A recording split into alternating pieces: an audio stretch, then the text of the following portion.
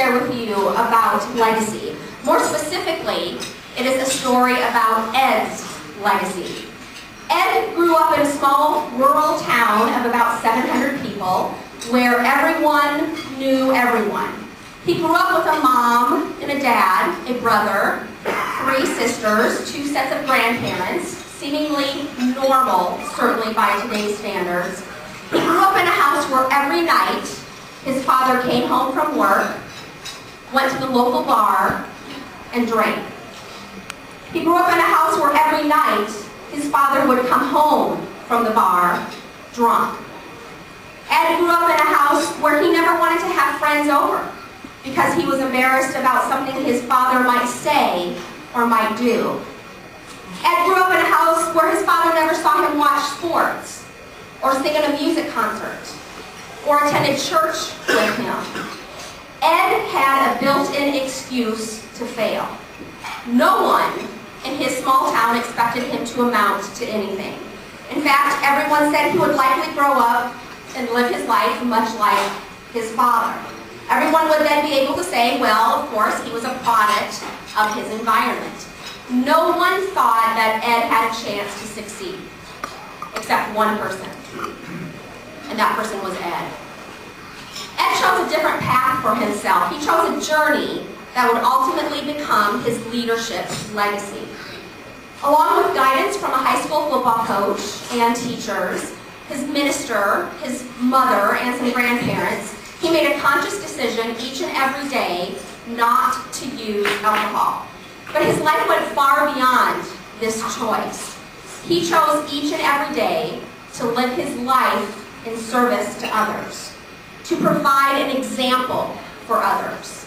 And without knowing the exact phrases, Ed modeled the way, inspired a shared vision, challenged the process, enabled others to act, and encouraged the heart.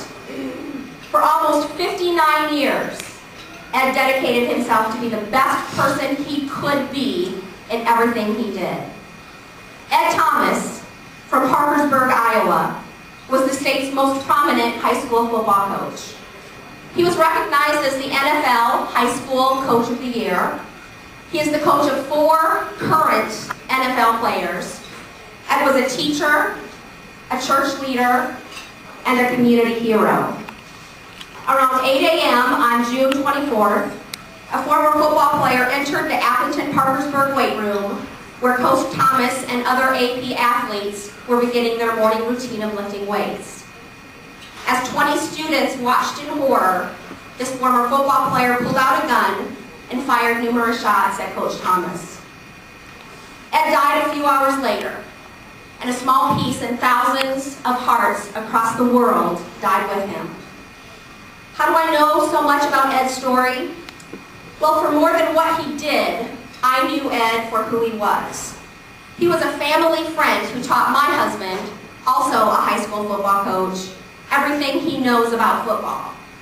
He was a leader who rallied the Parkersburg community to rebuild after last year's tornado devastated half the town. He was an inspiration who continues to teach my sons, young football players themselves, everything they know about character. Ed's brother Greg is one of my family's closest friends and is my son's godfather. Through his actions and through his words, Ed left a legacy of leadership.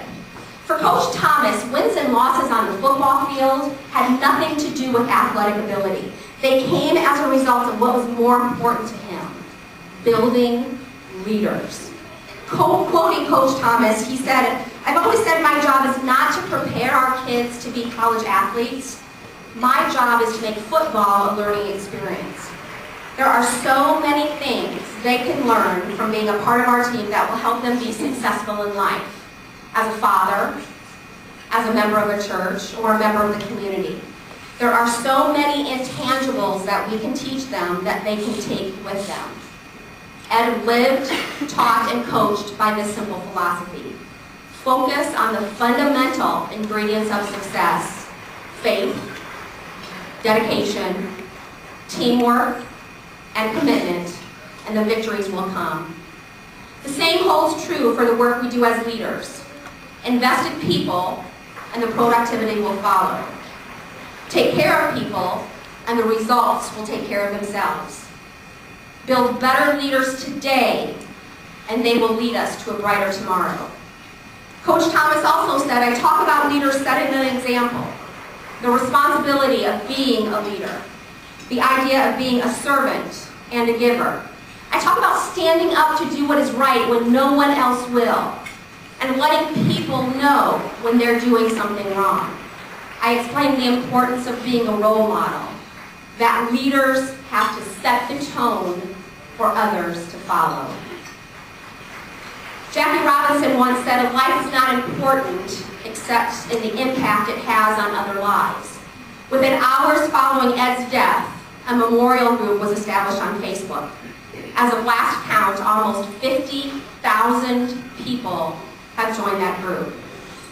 At Ed's visitation, an estimated 6,000 people waited up to 4 hours in line to pay respects to the legacy of Ed Thomas.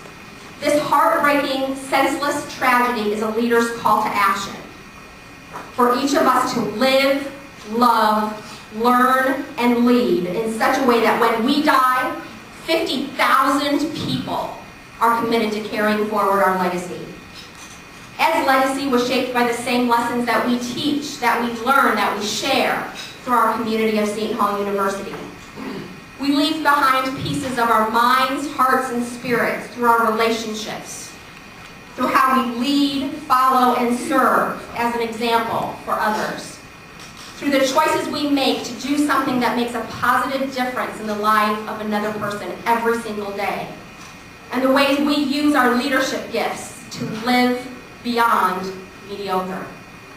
Learning Team 24 and Learning Team 27, you are blessed with awesome capabilities. It is your responsibility, it is your duty, and it is your obligation to lead at your personal best at every moment. If you don't, not only will you fail your Seton Hall University education, but you will fail yourself. And most importantly, you will fail those who will depend on your legacy to lead them when you're no longer around. How you shape your leadership legacy from here is up to you. If today were your last day, what legacy would your leadership leave behind? Ed's legacy is expressed by Kouzes and Posner, authors of one of the books we use, The Leadership Challenge in MASCL, which are the final words that I leave with you this evening. Of all the things that sustain a leader over time, love is the most lasting. It's hard to imagine leaders getting up day after day, putting in the long hours and hard work it takes to get extraordinary things done without having their hearts in it. The best kept secret of successful leaders is love. Staying in love with leading, with the people who do the work, with what their organizations produce, and with those who honor the organization by using its products and services. My friends, leadership is not an affair of the head. Leadership is an affair of the heart. With that, I wish you and your families lifelong learning. I wish you a lasting leadership legacy, and most importantly, I wish you love. Hazards at forward, lead on.